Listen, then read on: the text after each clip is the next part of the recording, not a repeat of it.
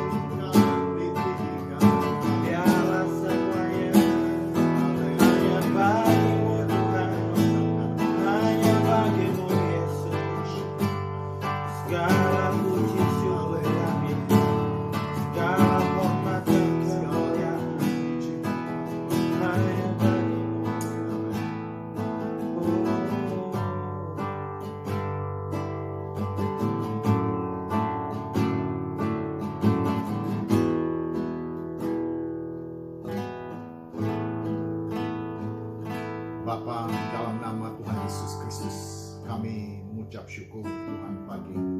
Sebentar kami akan menerima firman. Urapi hamba-Mu, urapi setiap kami yang mendengar. Yang sakit disembuhkan, yang lemah dikuatkan, yang dalam masalah ditolong Tuhan. Segala pekerjaan setan dihancurkan di dalam nama Tuhan Yesus Kristus. Tapi biarlah kuasa kemenangan turun atas kami. Berkat Tuhan turun atas kami. Kehadiran Tuhan memerdekakan kami. Terima kasih Bapa, terima kasih Tuhan Yesus, terima kasih Allah Roh Kudus. Di dalam nama Tuhan Yesus Kristus kami berdoa mengucap syukur, haleluya. Amin. Shalom, selamat pagi, selamat kita bertemu dalam kasih dan anugerah Tuhan Yesus Kristus. Sungguh Tuhan kita adalah Allah yang dahsyat, Dialah yang tidak pernah meninggalkan kita. Dialah Tuhan yang selalu setia, dulu, sekarang, dan selama-lamanya. Saudaraku yang kekasih dalam Tuhan Yesus Kristus, firman Tuhan pagi ini saya ingin sampaikan tentang kuasa kemenangan. Biar kita terus ada di dalam kemenangan. Karena kuasa kemenangan itu disediakan Tuhan bagi kita. Setiap kita, kalau mau dan menyadari dan mencari hadirat Tuhan, maka kita akan memiliki otoritas ilahi dan kuasa kemenangan itu untuk mengalahkan apapun masalah kita di dunia ini. Karena Tuhan menetapkan kita untuk menjadi pemenang. Dia telah menang atas dunia ini. Waktu dia tergantung di atas kayu salib, saat dia selesai menanggung segala dosa dan pelanggaran dan kesalahan kita, dia menanggung segala dosa isi dunia. Dia berkata, sudah selesai. Artinya apa? Tidak ada satupun permasalahan yang akan bisa menghambat kita apabila kita menggunakan kuasa kemenangan Kristus. Menyadari itu, Tuhan berkata di dalam Markus 16 ayat 17 sampai 18 berkata ini, tanda-tanda ini menyertai orang-orang yang percaya. Mereka akan mengusir setan-setan demi namaku. Mereka akan berbicara dalam bahasa-bahasa yang baru bagi mereka.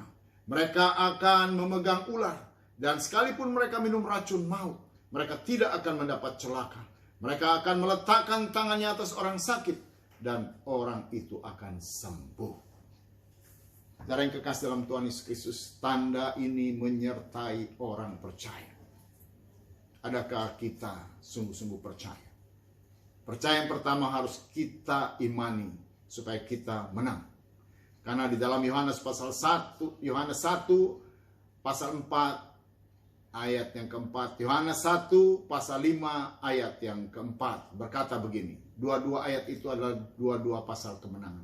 Tapi akan saya kutip di dalam 1 Yohanes pasal 5 ayat 4. Inilah kemenangan kita. Siapa yang lahir dari Allah akan mengalahkan dunia.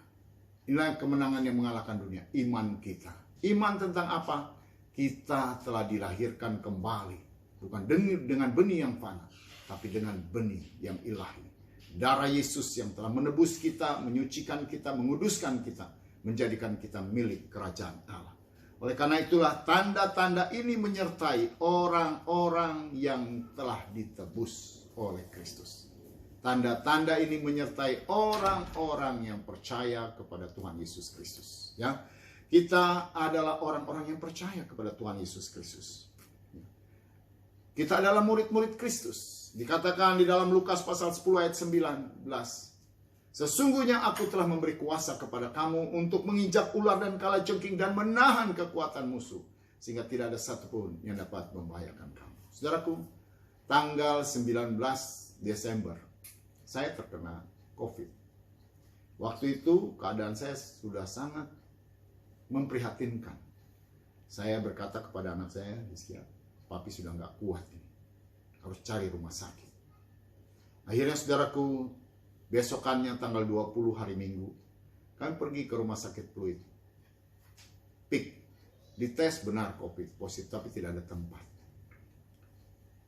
Pulang dulu ke rumah, istirahat sebentar, sore kami pergi ke, katanya di Kelapa II bisa. Ternyata di sana terima hanya untuk rujukan.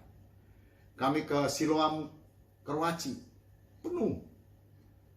Hizkia kontak-kontak dengan temannya, berkata yang ada adalah di Kebon Jeruk. Sampailah di Kebon Jeruk dan singkatnya saya dirawat di GD. Besok pagi saya dikirim ke Kelapa II spesial COVID.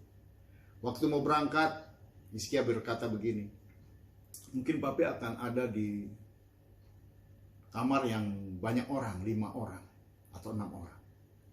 Saya berkata, tidak apa-apa, berapa aja tidak masalah. Saya hanya berdoa, Tuhan berikan aku yang terbaik. Ada kuasa di dalam diri kita untuk berkata, Tuhan berikan aku yang terbaik. Apa yang terjadi?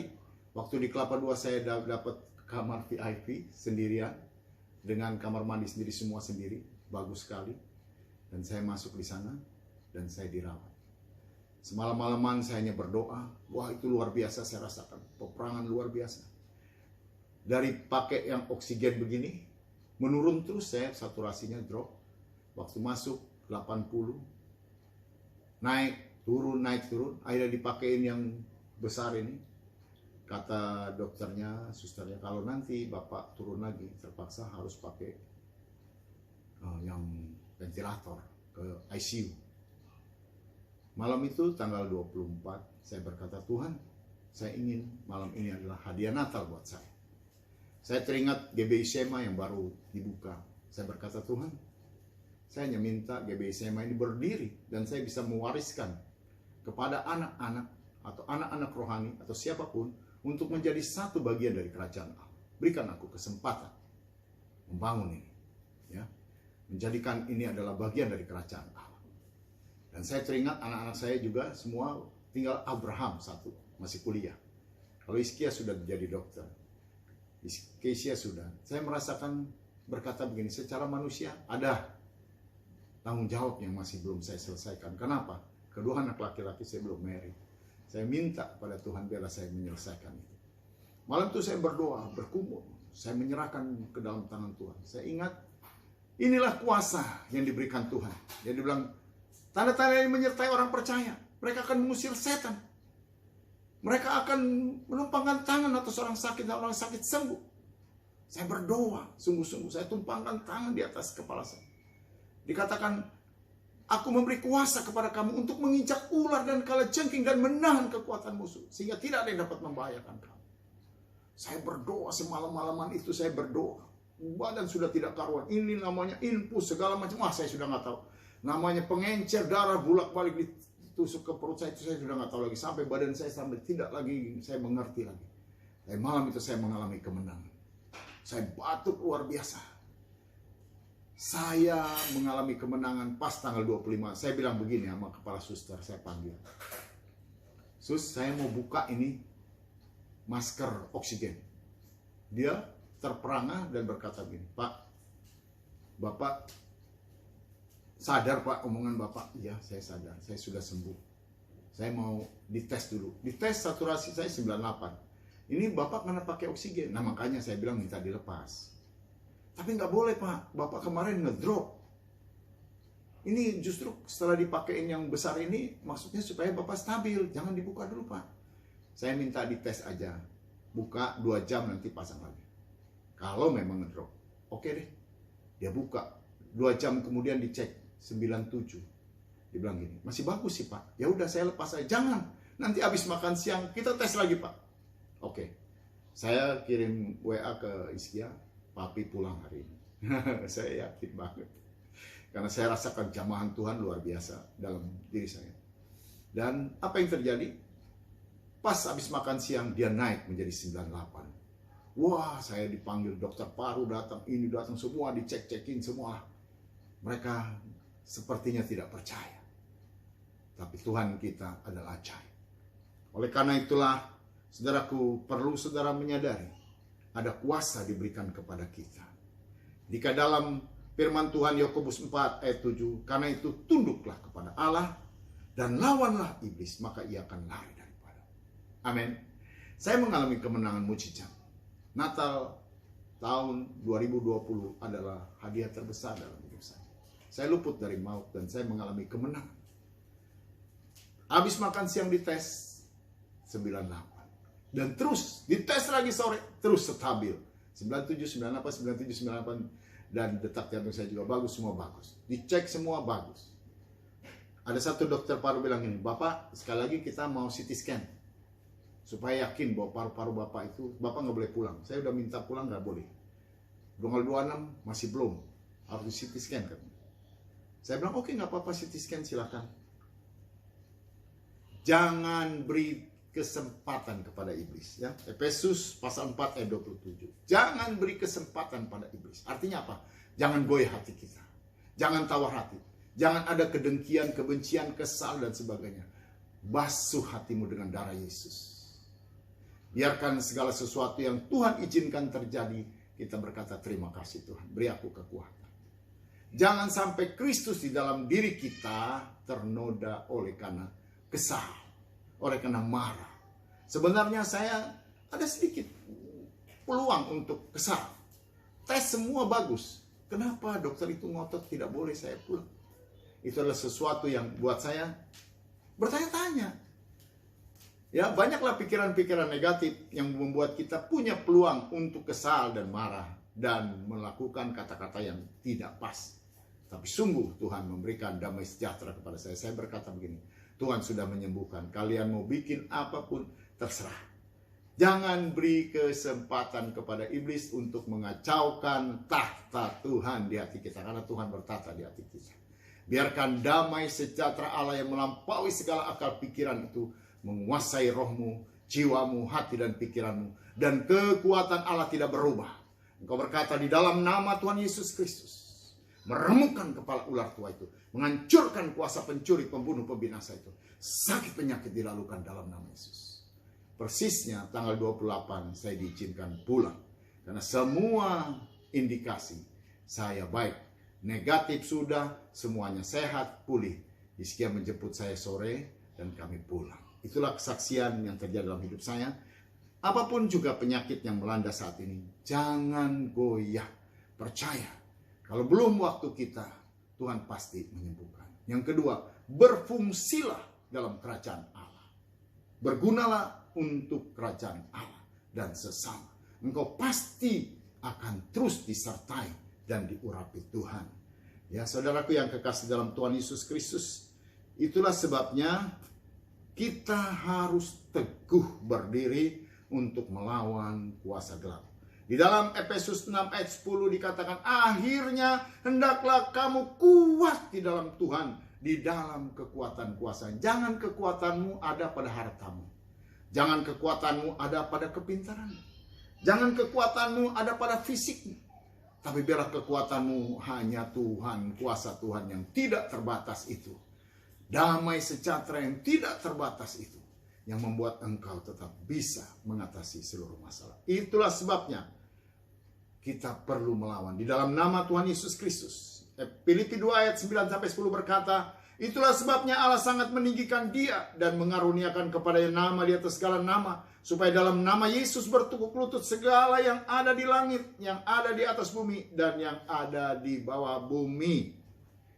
Saudaraku, kita tidak menggunakan lain, menggunakan kuasa Allah di dalam nama Tuhan Yesus Kristus. Kuasa di langit, di atas bumi, di bawah bumi, bertekuk lutut, tanda menyerah kalah.